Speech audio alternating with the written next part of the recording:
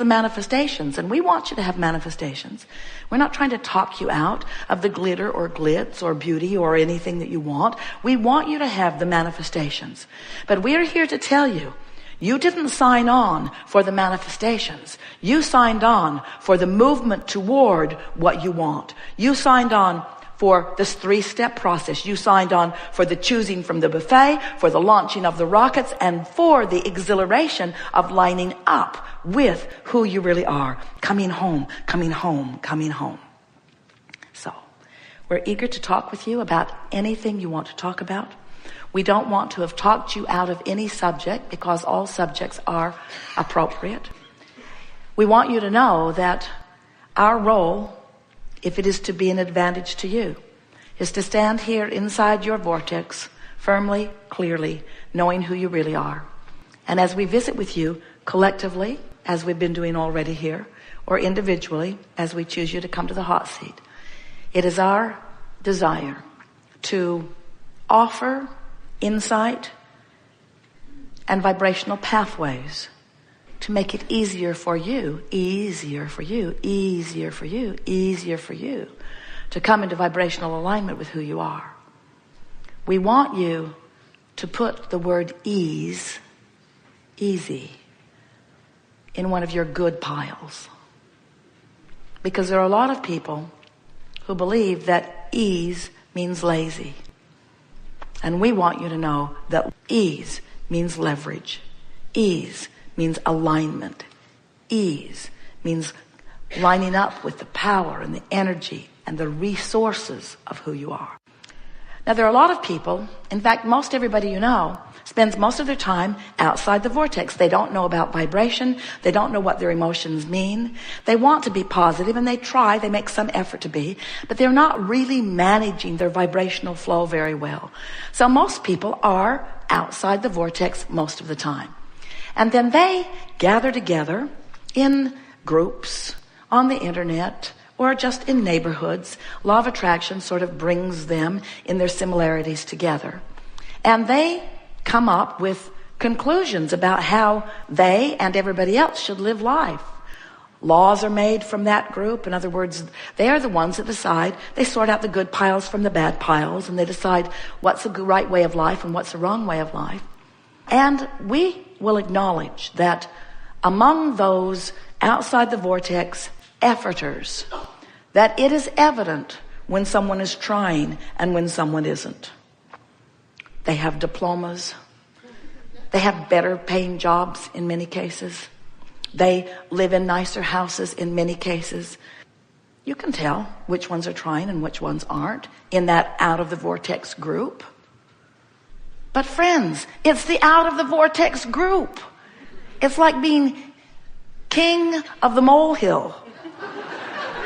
It's the out of the vortex group. In other words, the masters come from in the vortex. Your clarity, your inspiration, your creations, your inventions, your wonderful new ideas, your zest for life comes from the inside the vortex group, you see. So we're not wanting to make you feel bad when you're out of the vortex, because certainly it adds to the step one experience. We just want you to get this into perspective and realize that next time you find yourself really digging in and trying hard, that you're working against yourself. And you might want to just chill for a while and remember who you are. Maybe listen to some meditation.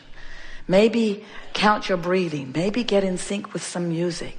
Maybe bask a little. Maybe do something that is pleasing. Maybe do anything or everything that you can think of to release the tension that is holding you outside the vortex. And it is our promise to you that once you are aware of the existence of this vortex, and once you are aware of your guidance system, which lets you know where you are in proximity to it, and once your mantra, once your motto, once what really matters to you is, today, no matter where I'm going, no matter what I'm doing, no matter who I'm doing it with, it is my dominant intent to look for what I'm wanting to see. I'm agreeably oriented. I am appreciatively oriented. I comment on things that I appreciate. And when I feel an impulse to criticize, I sit on it. I don't go with it.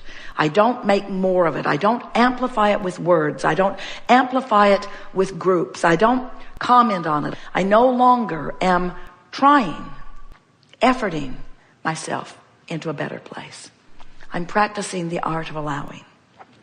Because I've now discovered that my inner being is in my vortex and calling me home, calling me toward all that I've become. And if I am even hanging around in the vicinity of hopefulness, my vortex calls me in on a really regular basis. And once you start living more of your life from inside the vortex, you'll have more insight. You'll have better timing. You'll feel better. Your sense of humor will be keener. Your sense of intelligence will be keener. You'll think of things, those to-do lists. You won't have to drag them around.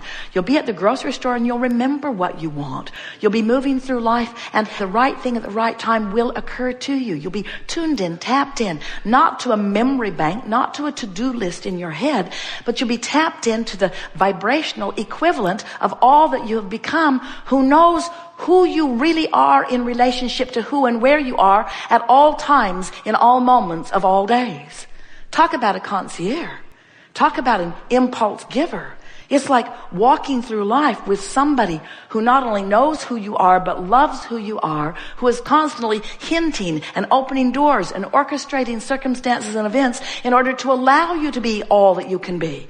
Hesitating just at the right moment so that you're not in the elevator with that person, but you are in the elevator with that person. Finding yourself hesitating in traffic just right so that it opens for you so that you can make your lane shift.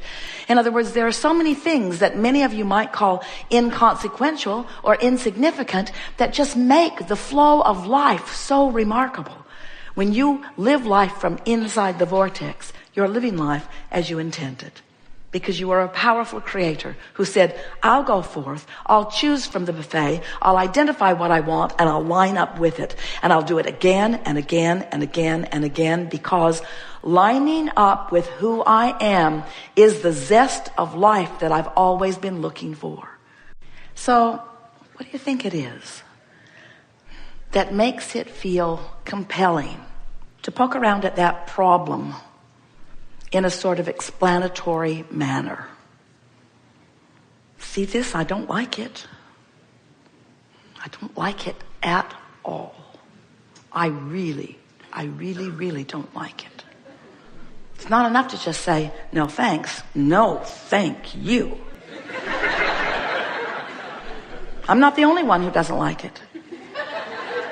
We hear you say. Nobody really likes that. We shouldn't have to put up with it. We just shouldn't. I'm going to get online. I'll bet there's others feel the same way. Yep. It's a movement. The more you look at something, the more law of attraction says, oh, here's more, here's more, here's more, here's more. So we want you to realize that while it is of value for you to know what you don't want, while it is helpful to know what you don't want, while solutions are born out of defining the problem, the more you define the problem, the more you define the solution. We just want to be very clear that while you're still defining the problem, you cannot catch a vibrational glimpse of the solution. And law of attraction is responding to you where you are offering your vibration. And there are a lot of people who think that just by saying positive words or by saying it in a positive way, that's enough, that law of attraction should now take them at their word. And we say, law of attraction does not take you at your word. Law of attraction takes you at your vibration. And the only way you really know what your vibration is by the way you're feeling. So you have two indications of whether you're leaning away from who you really are and what you want, or toward who you really are and what you really want. The first evidenced is the way you feel, your emotions. But many of you have become so determined and strong and valiant and vigilant and hardy and determined that you can withstand a whopping amount of negative emotion. Those who were here when you got here sort of trained you that way. Quit your crying. Quit your crying, they said. Keep a stiff upper lip. The world doesn't revolve around you. It really does. It really does. Your world exactly revolves around you. And if you're keeping a stiff upper lip in the face of something unwanted and not doing anything about changing your focus until the tension goes away, you cannot be a vibrational match to the solution. That's what that tension that you feel is. That's your indication that you're not in the vicinity of who you really are and what you really want. You were source energy before you came into these bodies. Do you know that? You don't remember it. Do you know that? You don't remember it. Do you know that? You sort of have to take our word for it, but do you know that? You don't remember that. You were source energy. You don't remember that because you came forth wanting new exposure to new experience, but you don't remember what was before you were in this physical body. But you don't have to remember that because the larger part of you is still there, and that larger part of you is still emanating strong signals to you, so you don't have to remember it, you can feel it. You can feel the vibration of who you came from, but better stated, who you have become.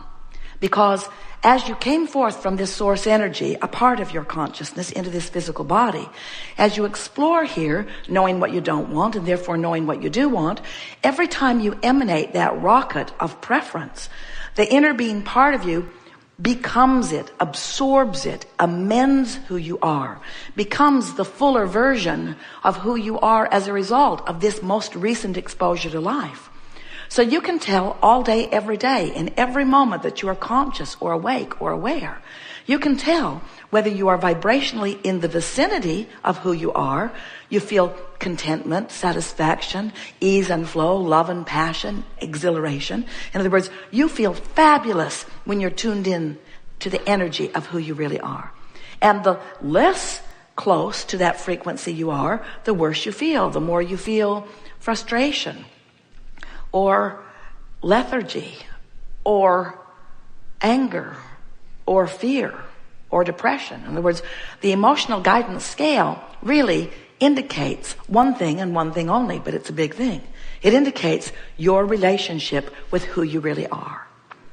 Now, many people, at first, when they hear us say that, think, I don't know, Abraham, I've always pretty much known who I am, and I'm in this body. I was little, now I'm big. I was young, and now I'm older. But I pretty much know, I think, who I am. We say, not even close. Most humans have no real sense of who you are. You don't know your power. You don't know your wisdom. You don't know your clarity. You don't know your stamina. You don't know your love. You don't know your worthiness. You are allowing but a scanty little part of yourself because you're fixated on problems and using those problems as your predominant point of focus. Most people offer most of their vibration, which, it's so important because your vibration equals your point of attraction. What you're putting out is what you're getting back. Most people offer the majority of their vibrational output because of something that they are observing. But they're not very particular about what they observe. Do you ever watch television? If you do, you are bombarded by unwanted stuff. And it comes at you much faster than you can sort, sift, decide, and pivot. Much faster, much faster. So you just hear it and hear it and hear it and hear it and hear it and hear it, hear it and respond, hear it and respond, hear it and respond, hear it and respond, hear it and respond, hear it and respond. And you let that television train your frequency into unwanted territory, and then you wonder why the things that are in your vortex, the things you really want, don't come to you in the way we profess that they should come. What's wrong with me, you say? We say nothing in the world is wrong with you, but you sometimes let unwanted things do the majority of training you into a frequency that then you say, well, I'm tough, I've got a stiff upper lip, I'm determined, I can play full on, I can make it happen, I will make myself financially prosperous, I will bring myself into alignment with what I want. And we say, really, friends, you cannot force it. You have to feel it into place. You have to allow it. You have to surrender the resistance in order to allow who you really are to be. We have enjoyed this interaction immensely.